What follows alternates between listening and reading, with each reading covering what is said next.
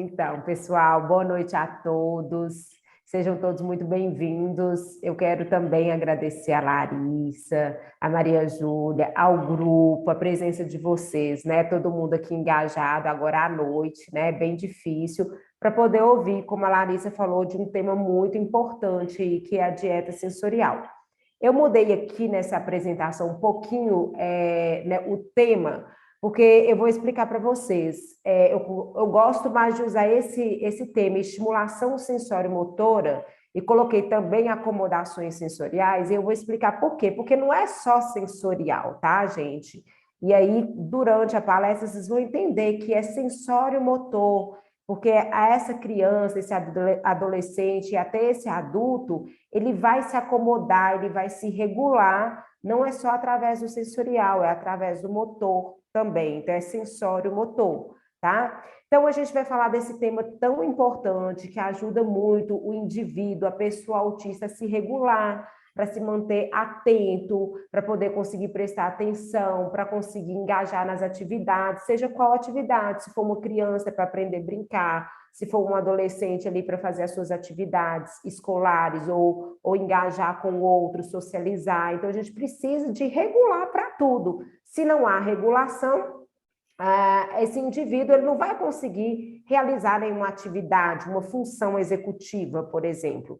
Então, é um prazer estar aqui com vocês. Eu sou Carline Nogueira, né? Eu não vou falar tudo do meu currículo aqui para vocês, mas eu convido vocês a conhecer um pouquinho do meu Instagram, @Carline Nogueira. Lá tem um pouquinho, né, do meu mini currículo, fala todos os cursos e capacitações que eu fiz. Eu também sou mãe de autista, né? Muitos de vocês que estão aqui também são mães, são profissionais. Cadu já é uma adolescente de 14 anos.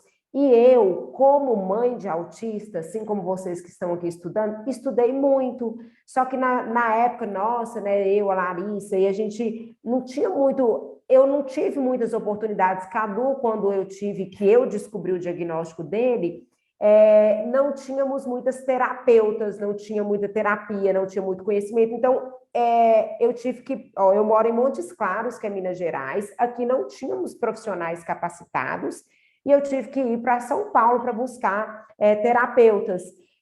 Então, eu tive que estudar muito e acabou que eu fui me especializando, me tornando terapeuta do meu filho, que depois eu tirei esse papel de terapeuta, porque realmente não é legal, mas eu realmente tive que me capacitar, e por isso que eu fiz tantos cursos, tantos aperfeiçoamentos, e acabo hoje ajudando muitas outras crianças, muitas outras famílias, que para mim é muito gratificante. Então, eu falo que Cadu foi minha maior inspiração para estudar, mas minha maior inspiração também de vida, porque eu mudei a minha forma de trabalhar e isso é muito legal, né? A gente que é mãe, a gente tem outras inspirações e isso é uma luta diária para a gente. Então, pessoal, eu sou terapeuta da IR Floor Time pelo ICDL dos Estados Unidos e eu vou falar, e também sou terapeuta Padovan de reorganização neurofuncional, e essas duas metodologias, essas abordagens que eu utilizo, elas me capacitam para trabalhar essa questão da integração sensório-motora, tá? Então, tanto o modelo DIR Floor Time, ele valida as diferenças individuais da pessoa autista, do indivíduo, e o método Padovan também trabalha essa integração sensório-motora, tá? Eu só quero deixar um ponto muito importante aqui, porque eu sou fisioterapeuta de formação, então eu sou fisioterapeuta, minha graduação, e fiz vários outros cursos, mas o trabalho de integração sensorial, né, a integração sensorial de AIRES, ela é feita pelo terapeuta ocupacional, então eu quero deixar isso claro para vocês. Então, sempre que vocês tiverem muitas dúvidas com relação a isso, é muito importante que vocês procurem um terapeuta ocupacional especialista, capacitado, qualificado para isso, tá? Para a gente falar, pessoal, sobre essa dieta, sobre essa estimulação sensório-motora, e aí vocês vão entender por que eu estou falando sensório-motor para vocês, a gente tem que entender um pouquinho, porque igual a Larissa falou assim, depois que eu fui entender como que eu posso estimular, como que você vai entender e passar? Eu estou aqui cheia de recursos para mostrar para vocês, que eu quero mostrar um pouquinho na prática para vocês o que vocês podem fazer, mas vamos pensar como que eu vou regular, vamos pensar na minha criança ou no meu adolescente, sem conhecer esse perfil dele, né? O perfil sensório-motor. Então, vocês precisam entender o que é isso, pessoal. A primeira coisa é entender. Então, não adianta nada você pegar, eu vou fazer uma dieta sensorial, vou fazer uma estimulação sensório-motora para o meu filho aqui em casa. E aí, da onde que você vai partir isso? Conhecendo o perfil sensório-motor da sua criança, do seu filho, né? Independente se é criança ou adolescente ou adulto, mas você precisa conhecer. Como é que você conhece isso? Conhecendo o processamento sensorial e motor dele, tá? Então, vamos ver. O que é o processamento sensorial? É o quê? O processamento sensorial, ele diz respeito ao processo através do qual o sistema nervoso, ele vai receber informações dos sentidos e transformar em respostas motoras, emocionais e comportamentais apropriadas. Então, eu vou passar aqui para vocês verem essa pirâmide. Olha para vocês verem, o sistema nervoso, ele está lá embaixo. E aí, o sistema nervoso, ele está recebendo informação, é o nosso cérebro, tá, gente? Então, o sistema nervoso central, o nosso cérebro, ele recebe informação dos sentidos o tempo inteiro. Então, vocês estão me ouvindo, é informação auditiva, vocês estão vendo a luminosidade, estão vendo, né, o sistema visual, as cores. Então, é o sistema visual. Quando você sente o tato, é o sistema tátil. Então, a gente vai sentir a posição do corpo nosso no espaço, é o sistema proprioceptivo, o sistema vestibular. As sensações internas do corpo é o sistema interoceptivo. Então, a gente recebe informação do ambiente o tempo todo. O que acontece? Essa informação vai para o nosso cérebro. O nosso cérebro processa essa informação, integra essa informação e responde de uma forma motora, de uma forma comportamental e emocional adequada. E o que acontece com as pessoas autistas? Elas não conseguem integrar e processar essas informações sensoriais de uma forma adequada. E aí elas ficam muito sobrecarregadas. E aí elas não vão ter respostas emocionais, respostas comportamentais e respostas motoras adequadas. Então, por isso que uma pessoa que não integra esses sentidos de forma adequada, ela vai ter estereotipias motoras.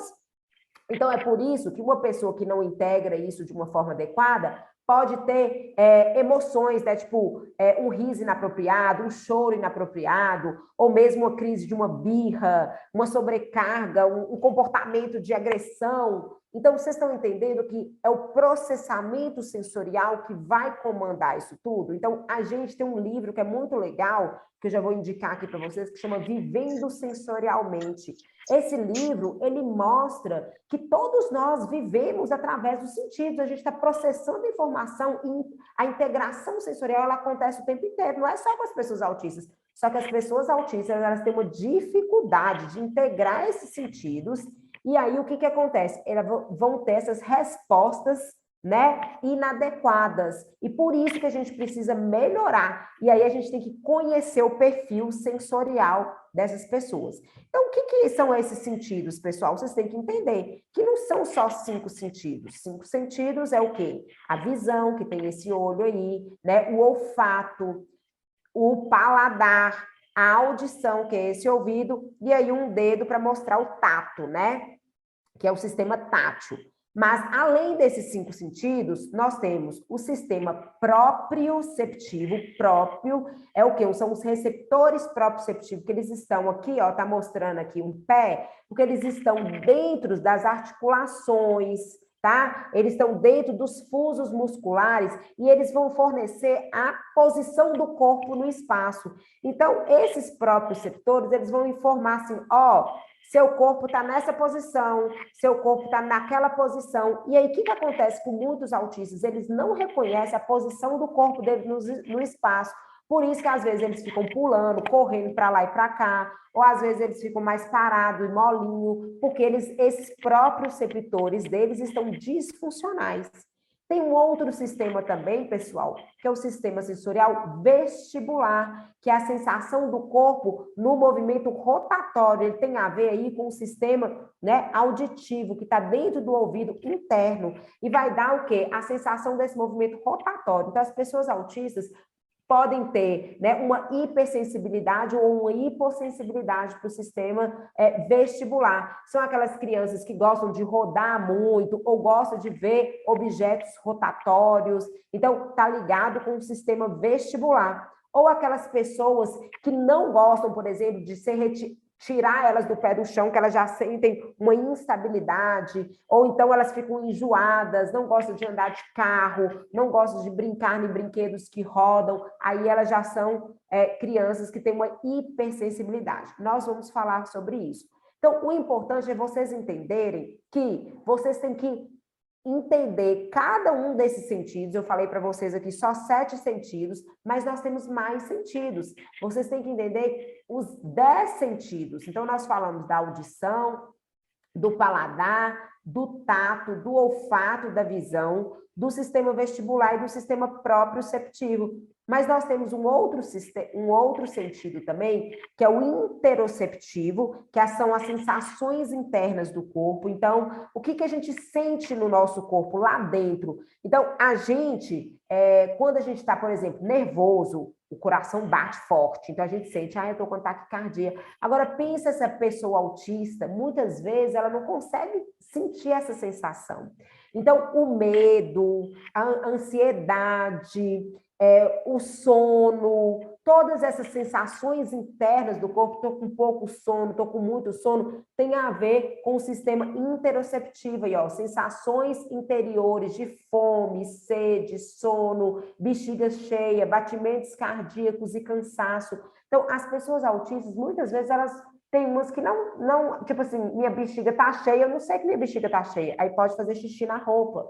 Ou outras, assim, que não demonstram aquela vontade de ir ao banheiro, ou outras que precisam de estar sendo informado o tempo inteiro, que precisam ir ao banheiro. Então, a gente precisa entender, umas que estão cansadas, mas não sabem demonstrar aquele cansaço, e isso tudo reflete em quê? Comportamentos inadequados, emoções inadequadas. E isso tem a ver com os sentidos. Então, é isso que a gente precisa observar. Tem outro sentido também, que é o sentido noceptivo, que é a da sensação de dor. Vocês devem ter percebido, né, se você tem um filho menor, uma criança menor, que eles têm um limiar de dor alterado. Às vezes eles batem em alguma coisa e não é como se eles não estivessem sentindo dor. Então, esse limiar de dor pode estar aumentado ou diminuído. E também a temperatura. Às vezes, eles podem não sentir frio, ou podem sentir um frio exagerado, querer usar muito só roupa de frio, ou podem nem perceber que está frio ou está calor. Então, os sentidos, pessoal, é de extrema importância a gente entender, para a gente entender como fazer essa estimulação sensório-motora para as pessoas autistas. Como que você vai reconhecer esses sentidos, esse perfil do seu filho, né, da sua filha? Como que você vai perceber? Então, você vai ter que começar a colocar, né, pontuar, começar a perceber de agora em diante, que vocês estão vendo essa palestra, como que seu filho reage aos estímulos. Então, começa a pegar esses 10 sentidos, depois vocês estão assistindo essa palestra, começa a pegar esses 10 sentidos e olha assim, como que meu filho reage ao sistema visual? Ele gosta de luzes, ele gosta de coisas coloridas, ou ele, a hora que sai na luz, ele acha ruim, ele tampa os olhos. Como que é nesse sistema visual? Como que ele é no sistema tátil? Ele gosta de brincar com a moeba, ele gosta de brincar com tinta, ou ele tem gastura de passar nas coisas, ele gosta de cortar o cabelo, ou ele tem gastura de cortar o cabelo, ele tem gastura de etiqueta de roupa, ele tem gastura da meia. Como é que é nesse sistema tátil? Até o sistema tátil, vocês têm que pensar até mesmo na boca, né? Ele tem gastura de algumas coisinhas que põe na boca, como que é? Então, você tem que começar a olhar para todos os sentidos que eu estou falando. Eu coloquei aqui alguns, para não, porque senão a palestra fica muito, né, extensa, mas você tem que começar a pontuar cada um. E o sistema vestibular? Meu filho, ele gosta de rodar ou ele gosta de ficar mais parado e molinho? Ele não gosta de ser tirado do chão, ele fica inseguro? Como é que é? É uma criança que fica pulando ou uma criança que gosta de ficar ali mais na dele? Então, a gente precisa entender sobre esse perfil. É uma criança mais parada ou corre de um lado para o outro o tempo inteiro? Qual o sentido que está relacionado com o que o meu filho apresenta, né? Eu falo criança aqui, gente, mas é qualquer indivíduo, pode ser um adulto, pode ser um adolescente que está pulando. Meu filho está pisando na ponta dos pés. Por que ele pisa na ponta dos pés? Ele está buscando qual o sentido? Ele está buscando o sistema proprioceptivo, é o sistema vestibular, ou ele está com uma gastura de colocar o calcanhar no chão? É uma hipersensibilidade do sistema tátil? Então, isso tudo tem que ser avaliado, tá? Então, você precisa procurar detalhes sobre cada sentido do seu filho, tá? Cada sentido desses que eu falei, você tem que procurar detalhes, né? E o olfato? Eu vou fazer nas avaliações dos meus pacientes e eu pergunto para as mães assim, como que seu filho reage ao olfato? Ah, não tem nada, não. Aí depois que eu falo para os pais, eles começam a perceber. Então, assim, quando é muito exagerado, os pais falam, ah, ele cheira tudo, ele gosta de passar, ele gosta de pegar o creme e ficar cheirando, ele cheira meu cabelo o tempo inteiro. Mas e se não for assim? Então, começa a perceber como que seu filho reage aos sentidos. E o olfato e o paladar, ele é mais seletivo na alimentação, ou ele gosta de comer muito, ele come de tudo, ele gosta de comer coisa apimentada, ele gosta de comer, sabe o quê, gente? Vocês têm que perceber até a alimentação do filho de vocês, se é mais quente, ele gosta de comida mais quente ou comida mais fria? Porque tem a ver com aquele sentido que eu falei com vocês, que é da termocepção, que é a temperatura. Então, talvez o filho de vocês gosta de comer comida mais quente. Tá? Ah, ele é seletivo, Carlinhos, mas às vezes ele gosta de comer comida mais quente e você está dando comida mais fria para ele, tá? Então, vamos perceber isso. Então, o que ele gosta? O que deixa ele feliz? O que deixa ele incomodado? Isso aqui, essa palavrinha é muito importante. E o que deixa ele sobrecarregado? O que deixa o seu filho sobrecarregado? O que ele fica, né, estressado, triste? Porque você tem que ver que essa parte sensorial vai dar respostas emocionais e comportamentais. Então, às vezes você fala assim, meu filho está tendo esse comportamento, mas não é um comportamento, é uma questão sensório que está levando a um comportamento. Então, o que deixa o meu filho sobrecarregado, né? Então, durante o dia, não foi muita sobrecarga auditiva, teve muito barulho, né? Como que meu filho reage ao barulho? Ele tapa os ouvidos, mas às vezes ele nem tapa os ouvidos, mas você pode perceber que depois que ele ficou exposto a muito barulho, ele ficou o quê? Ele ficou mais sobrecarregado, ele ficou mais agitado, ele ficou com medo, ele ficou choroso. Isso tudo você tem que avaliar.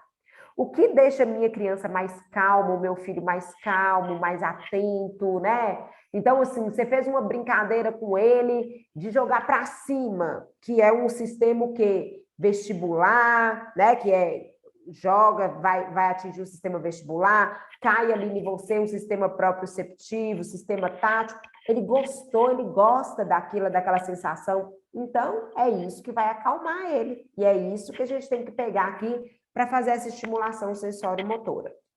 Então, gente, a gente tem que ver que quando esses sentidos estão disfuncionais na pessoa autista, ela vai ter dificuldade em regular as respostas aos inputs sensoriais. Então, ela vai ter uma dificuldade em alcançar e manter um nível ótimo de performance e dificuldade em adaptar os desafios do dia a dia. Então, ela vai ter dificuldade de quê? De brincar, de engajar, de socializar, de interagir, de prestar atenção na escola, de ganhar habilidades, de seguir comandos, de imitação, de tudo. Então, a gente precisa entender isso aqui. Esse transtorno de processamento sensorial, ele pode ser hiper ou hipo, que eu vou falar, então a criança é hiper para o auditivo, ou hipo, ou então pode ser flutuação entre o hiper e hipo, ou então pode ser aquele perfil de busca, tá? Nós vamos falar um pouquinho sobre isso aqui. O hiper é aquela pessoa que lota facilmente, então eu sou hiper para o auditivo, então eu me incomodo com barulho. Eu sou hiper para o visual, então eu me incomodo com luzes, tá? Eu sou hiper para o paladar, eu sou uma pessoa seletiva, tá? Eu sou hiper para o sistema vestibular, então eu não gosto de movimentos rotatórios. Hipo sente menos sensações que a maioria, então eles podem buscar sensações. Esse perfil de hipo, gente, é aquela criança que ela é mais tem um perfil de hipo, então ela é mais parada, só que ao mesmo tempo ela não sente a sensação do corpo dela, então os próprios receptores deles estão disfuncionais. Então, muitas vezes, eles podem pular, correr, buscar essa sensação, porque está hipo, está baixo, e aí eles vão precisar buscar essa sensação. E o perfil de busca é aquela criança realmente que é aquela, né, hiperativa mesmo, é aquela que busca a sensação, é aquela que gosta de brincar o tempo inteiro de amoeba, de massinha, de tinta, é aquela que corre para um lado para o outro, é aquela que sobe e desce, escala, então é aquela criança, aquela pessoa mais agitada, tá? Então, só para vocês entenderem assim de uma forma mais simples, né, simplista. Então, agora eu vou falar para vocês que isso não é só sensorial. Eu vou voltar aqui rapidinho para vocês entenderem lá naquela pirâmide que eu passei. Vocês entenderem o seguinte, quando uma pessoa tem, olha aqui, essa parte laranja é o sistema sensorial. Sistema sensorial, a gente está falando de dieta sensorial.